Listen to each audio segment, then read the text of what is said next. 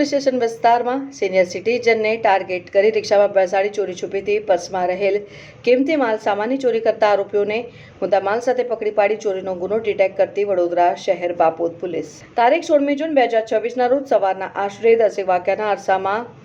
આરોપીએ ફરિયાદીને રિક્ષામાં બેસાડી ફરિયાદીની નજર ચૂકવી તેણીના પર્સમાં રહેલ સોનાની વસ્તુ તથા રોકડ રૂપિયાની ચોરી કરેલ, જે સંબંધે બાપોદ પોલીસ સ્ટેશનના હેડ કોન્સ્ટેબલ હરપાલસિંહ તથા હેડ કોન્સ્ટેબલ અલ્પેશભાઈ તથા હેડ કોન્સ્ટેબલ આકાશભાઈ નાવ દ્વારા ગુનાવાળી જગ્યાના સીસીટીવી ફૂટેજ ચેક કરી તેમજ રિક્ષા સંબંધે ભાળ મેળવી સીસીટીવી ફૂટેજ હ્યુમન તથા ટેકનિકલ રિસોર્સના આધારે સદર ચોરીના આરોપીઓની ભાળ મેળવી આરોપીઓ તથા ચોરીમાં ગયેલ મુદ્દામાલની પૂર્ણ તપાસ કરી